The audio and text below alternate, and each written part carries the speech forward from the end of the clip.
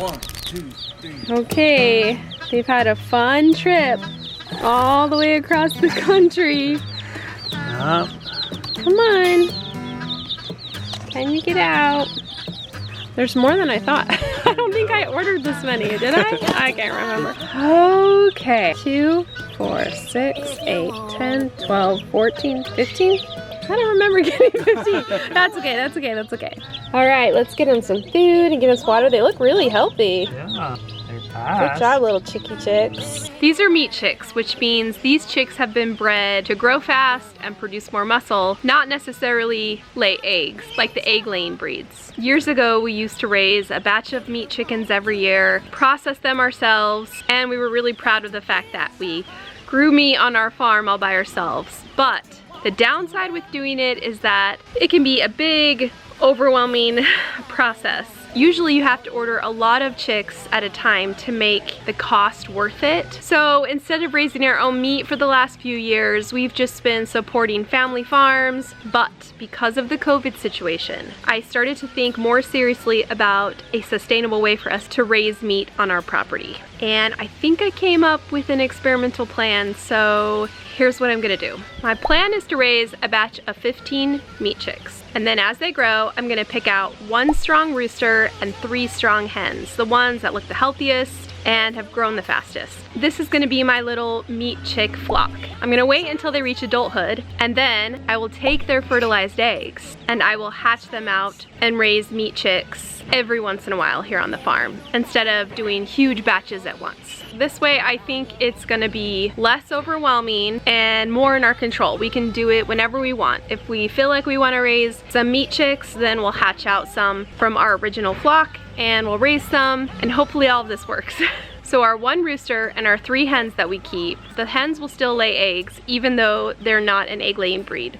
They just wouldn't lay a lot of eggs. So hopefully it works, guys. I think this might be a way that we can more sustainably raise our own meat if we need to. This way we would have egg-laying chickens and meat chickens. I would say we're a pretty low meat consumption family, but when we do purchase meat, we really like to purchase from family farms or raise it ourselves.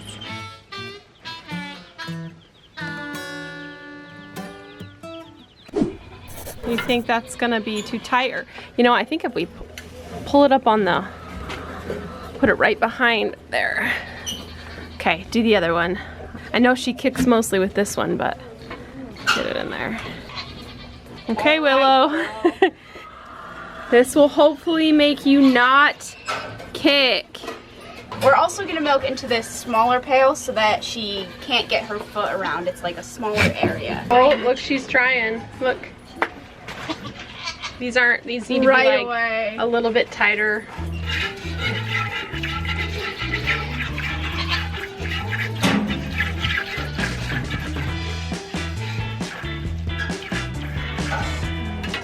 Oh.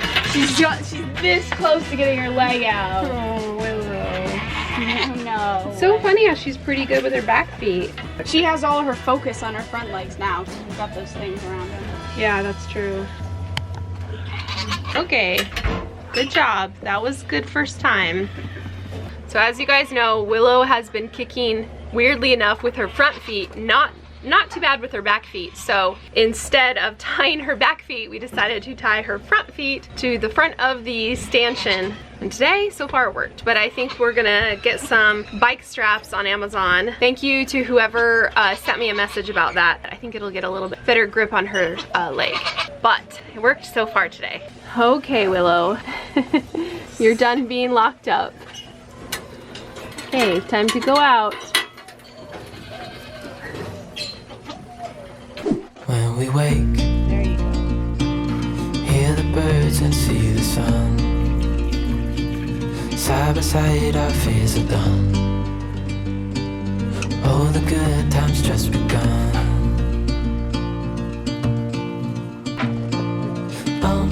We know what we have, let's hold on tight. Found what we're looking for in life. Call us crazy, but things are finally right.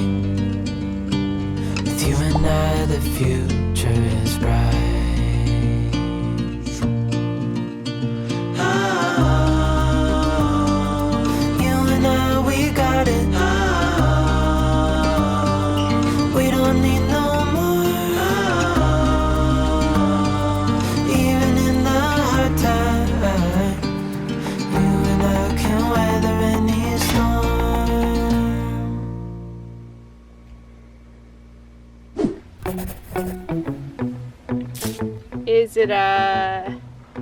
is it quail? I don't know. Might be geese. I don't know. What about an ostrich? I don't know. Could There's be. no way. If you put an ostrich egg under there, Kevin, I swear. That'd be weird. Could be. There's some ostrich people here in Arizona that I If saw. you did, that would make her very confused. So it's been about 1,000,000 days that Kiwi's been sitting on these eggs. We're not sure what kind of birds Kevin put under Kiwi. It's gonna be a surprise. Are you sure they're viable? It's been a long time. You'll see. It is an egg that needs a little bit longer time. Ooh, that's a good clue. All right, so how much longer you think?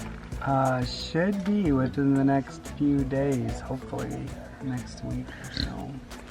So for those of you that don't know, Kiwi is our resident hatching animal. She's a turkey and she's hatched peacocks, well, and turkeys. And so, chickens, probably. And chickens. So now we're just trying to guess what Kevin put under her. Post your guesses below.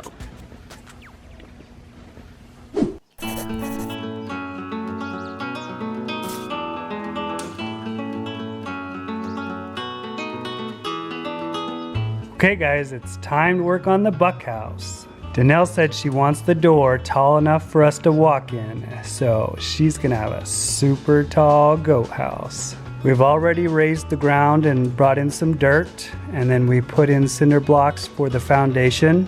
I built a deck base with enough spacing between the slats for the goat poop to fall through. And now it's just cutting the plywood and the siding pieces to fit on in the right spaces. Don't worry, I'm gonna add more studs inside, so it's not gonna fall down. This was just the initial shape. The cool thing is the really fancy porch that they have to hang out on. Not too bad for a few hours work today while we have some shade. We'll wait till tomorrow when we have more shade. All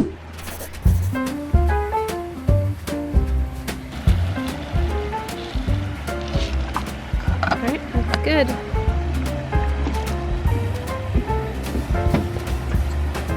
We've been trying to raise catfish for a while now, and today we're gonna see just how big they've gotten.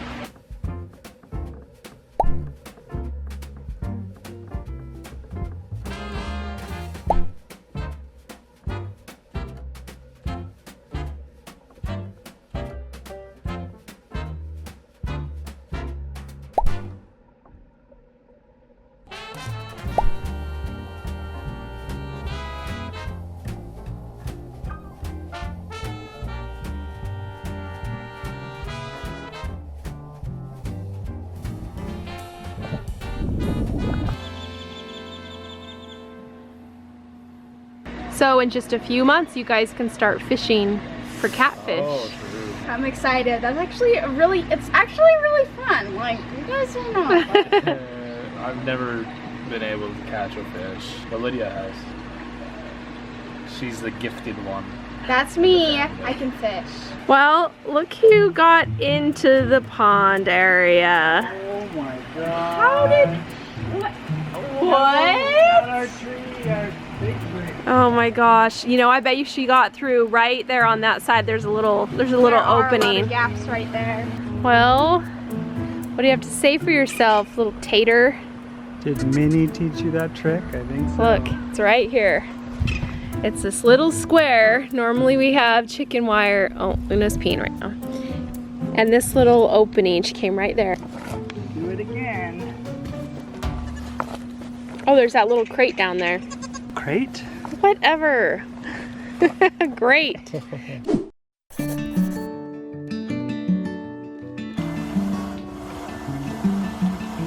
Tonight we're gonna make sort of a classic summer dish with veggies from the garden. And to start it off, we're gonna boil some ribs. That's right, guys. If you're from the South, you know that the proper way to make ribs is to first boil them down till they get nice and tender. So that's what we're gonna do. While that's cooking up, I'm going to shred some zucchini, add some salt, and let it soak for a little bit to get all the moisture out.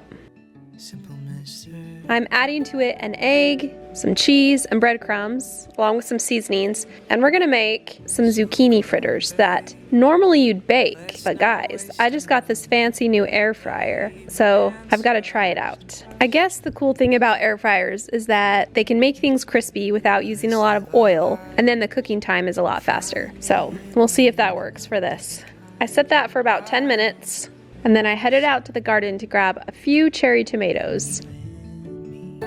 I made an Italian pasta salad with cucumbers, peppers, olives, a little bit of pepperoni, and then finally my cherry tomatoes. If you can believe it, it took about an hour of boiling to get these nice and tender. Now I just add the sauce and grill it so that everything caramelizes and sets on the meat. This is one of my favorite classic summer dinners.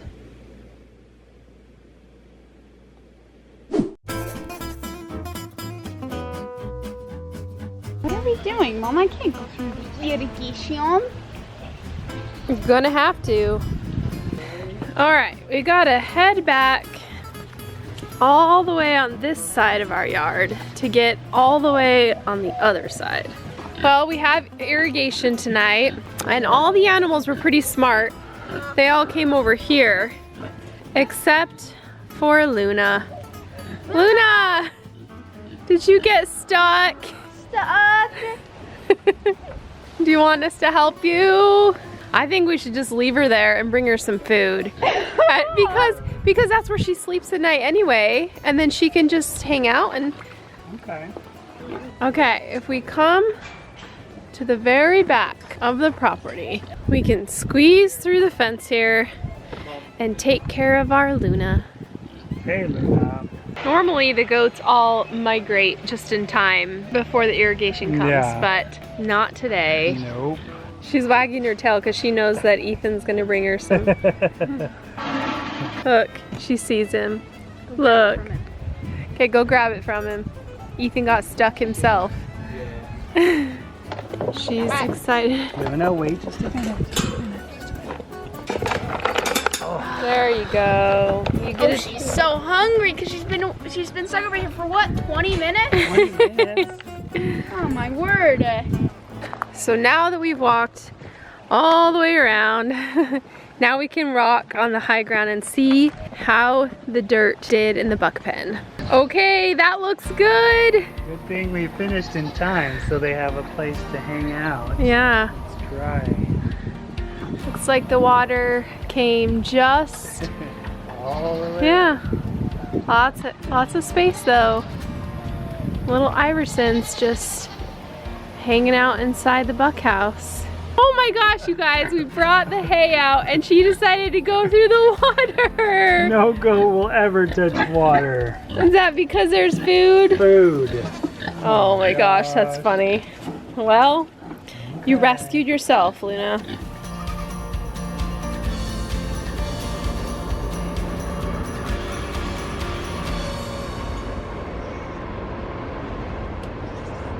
Alright guys, thanks for joining us and supporting us by watching these videos. If you want to see the video where Kiwi hatched peacocks all on her own, go ahead and click here.